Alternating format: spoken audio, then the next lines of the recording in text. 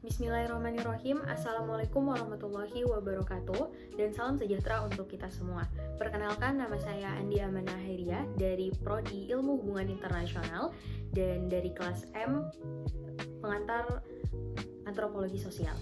Baik, di video kali ini saya akan memaparkan materi yang telah disampaikan oleh Bapak Dr. Ahmad Ismail MSI pada video tentang unsur-unsur kebudayaan. Pertemuan sebelumnya di pekan lalu sempat disinggung bahwa antropologi adalah ilmu yang mempelajari kebudayaan dari segala aspek. Oleh karena itu, definisinya luas, mencakup ide dan tindakan, sehingga kebudayaan menjadi sangat luas untuk dipelajari. Dalam antropologi ada unsur-unsur kebudayaan yang bertujuan memudahkan klasifikasi setiap data yang kita temukan di lapangan, sehingga ini sangat penting untuk dipelajari dan dipahami. Menurut Konjaraningrat, ada 7 unsur kebudayaan, yakni bahasa, sistem teknologi, sistem ekonomi, organisasi sosial, sistem pengetahuan, religi, dan juga kesenian. Menurutnya, ini penting dalam membentuk budaya masyarakat, sehingga ini juga menjadi dasar yang penting untuk mempertahankan kebudayaan. Masuk ke unsur pertama, yakni bahasa. Bahasa erat kaitannya dengan budaya. Jika budaya itu mengandung nilai-nilai atau budaya itu terkandung nilai-nilai, sementara bahasa adalah cara untuk mentransformasi nilai-nilai tersebut. Bahasa adalah alat komunikasi utama dalam suatu masyarakat. Mereka tidak bisa saling memahami satu sama lain jika tidak ada bahasa. Jadi bahasa itu untuk mentransfer pengetahuan dan juga mencerminkan identitas inti masyarakat. Contoh dari bahasa itu ada bahasa ibu, atau bahasa ibu ini adalah bahasa pertama yang kita gunakan atau yang biasa kita gunakan sehari-hari, seperti bahasa Indonesia ataupun kita biasa menggunakan bahasa Makassar. Lalu berikutnya ada bahasa nasional. Bahasa nasional ini seperti bahasa Indonesia, bahasa Inggris, bahasa Arab, dan juga berbagai jenis bahasa yang ada di dunia ini. Lalu ada 2 lagi bahasa, yakni ada bahasa ritual atau keagamaan, yakni seperti Islam menggunakan bahasa Arab, lalu pada Hindu dan Buddha itu menggunakan bahasa Sanskerta, dan berbagai macam di agama-agama yang lainnya. Lalu yang terakhir ada bahasa isyarat atau simbol. Masuk ke unsur yang kedua, yakni unsur kebudayaan sistem teknologi. Adapun definisinya yakni sistem teknologi merupakan alat, teknik, dan pengetahuan yang digunakan oleh manusia untuk mengontrol lingkungannya dan memecahkan masalah di kehidupan sehari-hari. Kita ketahui juga bahwa sistem teknologi saat ini sangat mempengaruhi cara manusia untuk bertahan hidup, berkembang, dan juga beradaptasi terhadap perubahan yang terjadi. Masing-masing teknologi itu memiliki peranan untuk membentuk suatu kebudayaan di masyarakat. Seperti ada teknologi-teknologi yakni revolusi pertanian, yaitu bagaimana memperkenalkan alat-alat dan perkembangan alat-alat di dunia pertanian gitu di masyarakat.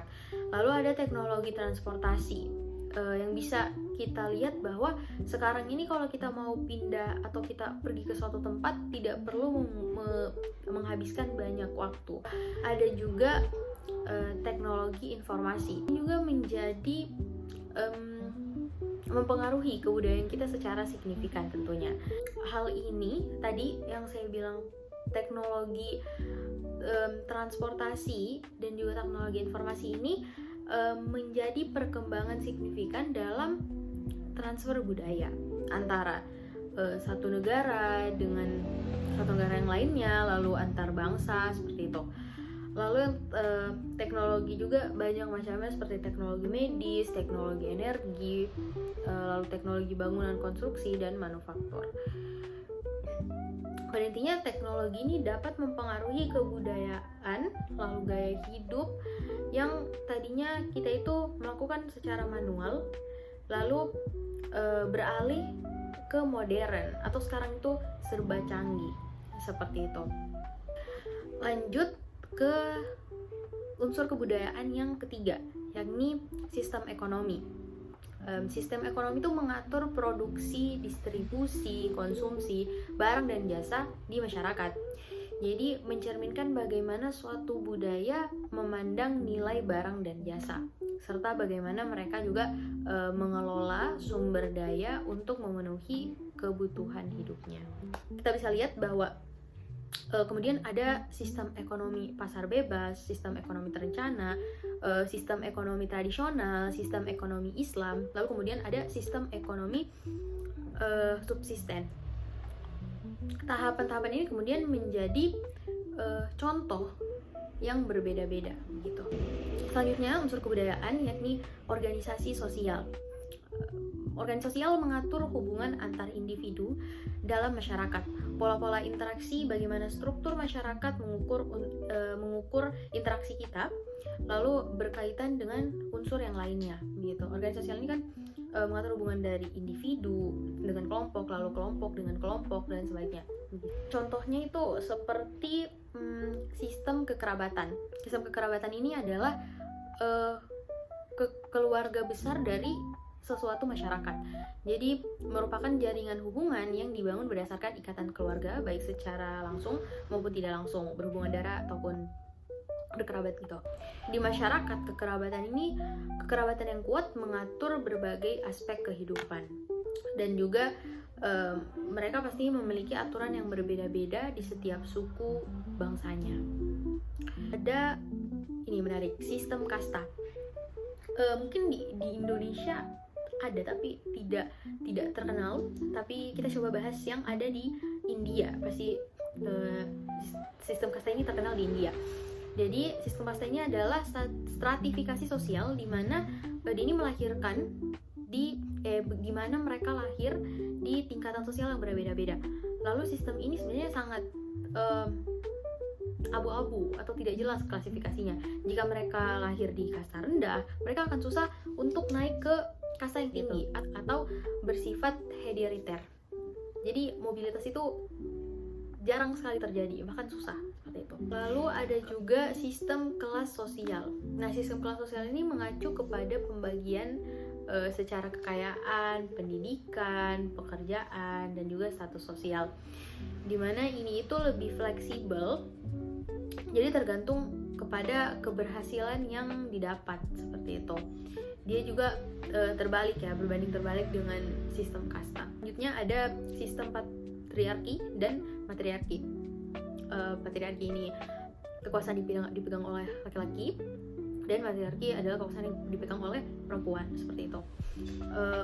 Tapi kalau di Indonesia itu sistemnya kebanyakan kita mengenalnya kebanyakan patriarki ya.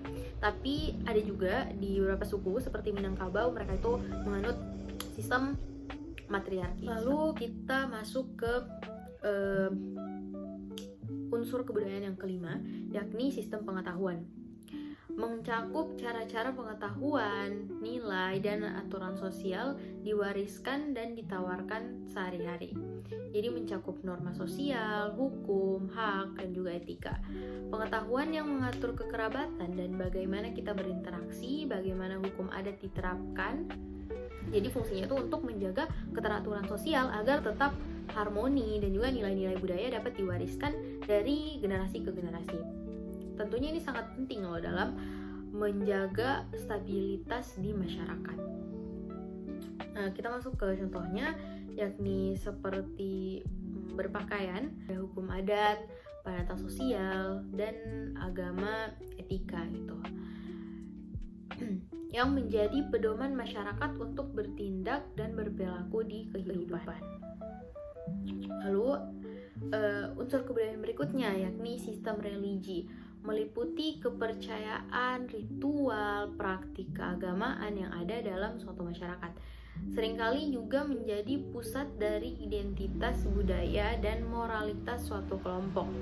Jadi tidak berpatokan di agama yang dianut, namun lebih ke bagi mengartikannya ke kepercayaan yang dipegang oleh setiap suku bangsa. Lebih jelasnya yakni seperti animisme, yakni percaya kepada roh atau kekuatan spiritual yang ada dalam alam.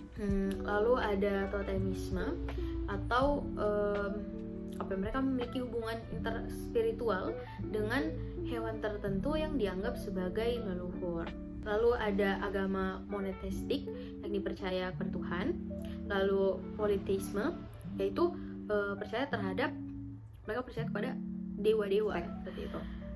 Lalu kita masuk ke unsur budaya terakhir, yakni kesenian. Kesenian itu merupakan ekspresi estetika suatu masyarakat seperti lukisan, musik, tari yang mencerminkan nilai dan identitas budaya.